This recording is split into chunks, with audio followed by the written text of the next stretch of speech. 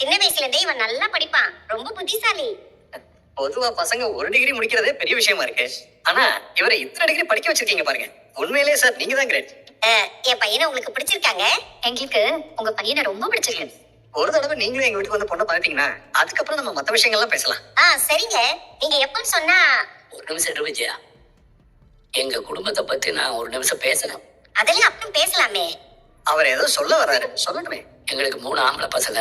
முதல் பையன் மனோஜ், 2வது பையன் முத்து, 3வது பையன் ரவி. அவங்கதான் எங்க? அவங்க எல்லாம் வேலை விஷயமா போயிருக்காங்க. முத்து டிராவல்ஸ்ல கார் ஓட்டிட்டு இருக்கிறான். 2 கார் வச்சிருக்கிறான். சீக்கிரம் டெவலப் ஆயிடுவான். ரவி ஒரு ஹோட்டல்ல செப்பா இருக்கிறான். அப்புறம் எங்க 2 பசங்களுக்குமே கல்யாணம் ஆயிடுச்சு. என்னது, கல்யாணம் ஆயிடுச்சா? எங்க வயசு 2 பேரும் யாரையும் காணும். 2 பேருமே அவங்க அம்மா வீட்டுக்கு போயிருக்காங்க. ஏங்க அவங்கள பேச விடுங்க, நீங்களே பேசிட்டு இருக்கீங்க. இவர் எப்பவுமே இப்படிதான், அவரே பேசிட்டு இருப்பாரு, நம்மள பேசவே விட மாட்டாரு. பரவாயில்லைங்க, பேசிட்டோம். இதுல என்ன இருக்கு? எல்லாரும் பேசி தெரிஞ்சுக்கணும்ல. அப்புறம் இன்னொரு முக்கியமான விஷயம், அந்த விஷயத்த நான் உங்ககிட்ட சொல்லியே ஆகணும். அதை மறைக்கக்கூடிய விஷயமா இல்ல. மனோஜுக்கு ஏற்கனவே கல்யாணம் ஆயிடுச்சு. கல்யாணம் ஆயிடுச்சா? டைவர்ஸ் கேஸ் கோர்ட்ல நடந்துட்டு இருக்கு. ஐயோ, இவர் வேற தேவையில்லாம இந்த விஷயத்தெல்லாம் சொல்லிட்டாரு. இப்ப என்ன சொல்ல போறாங்கன்னு தெரியல. இதுல எங்களுக்கு ஒண்ணும் பிரச்சனை இல்ல.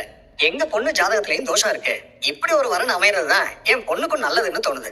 எங்களுக்கு இதுல முழு சம்மதம். இதுல பேசுறதுக்கு என்னங்க இருக்கு? நீங்களே பெரிய இடமா இருக்கீங்க, உங்களுக்கு சொல்லி தெரியணுமா என்ன? என்ன செய்யணும்னு உங்களுக்கே தெரியும். சரி, எங்களுக்கு பையனை ரொம்ப பிடிச்சிருக்கு. மத்தபடி வேற எதுவும் எங்களுக்கு பெருசா பிரச்சனை இல்ல. நீங்க எதிர்பார்க்கறத விட நாங்க பெருசாவே பண்ணுவோம். ரொம்ப சந்தோஷங்க. அதுக்கு முன்னாடி நீங்க பொண்ணு பார்க்க வரணும். நாளைக்கே நாங்க வரோங்க. சரிங்களா? மாப்பிள்ளை என்ன கேக்குறாரு?